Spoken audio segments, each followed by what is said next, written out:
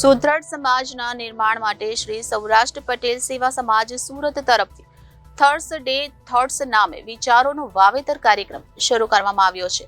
42મા કાર્યક્રમમાં નવો વિચાર આપતા શ્રી કાનજીભાઈ ભાલાણાએ જણાવ્યું હતું કે માણસ માત્ર સુખ શોધે છે, પરંતુ સુખ એટલે શું? સુખ ક્યાંથી મળે તે મોટો પ્રશ્ન છે।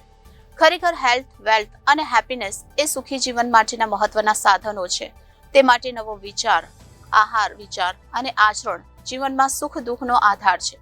વર્તમાન સમય માણસ આરોગ્યથી દુઃખી છે, આહાર મનને પોષે છે અને આહાર વિચારોને પણ અસર કરે છે। 10માંથી 8 રોગ ખોટી જીવનશૈલીને કારણે થાય છે।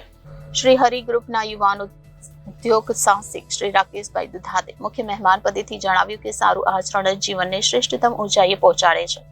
તેમણે યુવાધનને અનુરોધ કરતા જણાવ્યું કે આપણી સંસ્કૃતિને દ્રઢતાથી જાળવી રાખવી ખૂબ જ જરૂરી છે। ગાંધીજીનું આચરણ જ તેની સફળતાનું મોટું કારણ હતું। ભવિષ્યમાં સંસ્કારી કુટુંબને સામે સંસ્કારી કુટુંબ નહીં મળે ત્યારે સામાજિક મુશ્કેલીઓ ઊભી થશે। પોતાના વિશે વાત કરતા રાકેશભાઈએ જણાવ્યું હતું કે મારી સફળતા માટે મારા માતાના ધાર્મિક સંસ્કાર અને સારા વ્યક્તિઓ સાથેનો સંપર્ક, સત્સંગ અને આચરણ જવાબદાર છે। લોકોને બગડતી જીવનશૈલી અને બેજવાબદાર આહારની ટેવ તથા વ્યસનોના દૂષણ અંગે ચિંતા વ્યક્ત કરી હતી। શ્રી સૌરાષ્ટ્ર પટેલ સેવા સમાજ સુરત તરફથી નિર્માણાધીન જમનાબા ભવન અને કિરણ મહિલા ભવન માટે શ્રી હરિ ગ્રુપના શ્રી રાકેશભાઈ, હિંમતભાઈ દુધાત, અશ્વિનભાઈ તથા હિરેનભાઈ પરિવાર તરફથી તેમની માતૃશ્રીની સ્મૃતિમાં નામકરણ માટે માતબાર દાનનો સંકલ્પ કર્યો। નાની ઉંમરે ધંધા વ્યવસાયમાં સફળ રાકેશભાઈ દુધાતે સ્વામિનારાયણ સંપ્રદાય સહિતની અનેક સંકુલોમાં માતબાર રકમનો સહયોગ જાહેર કર્યો છે। તે બદલ તેમનું અભિવાદન કરી કૃતજ્ઞતા ભાવ પ્રગટ કર્યો હતો। જમનાબા ભવન ટેરેસ ઉપર મૂકવામાં આવનાર રૂફ ટોપ સોલાર માટે સંપૂર્ણ સૌજન્ય આપવાની જાહેરાત ગોલ્ડી સોલાર લિમિટેડના શ્રી ઈશ્વરભાઈ ધડકિયા તરફથી જાહેરાત કરવામાં આવી હતી।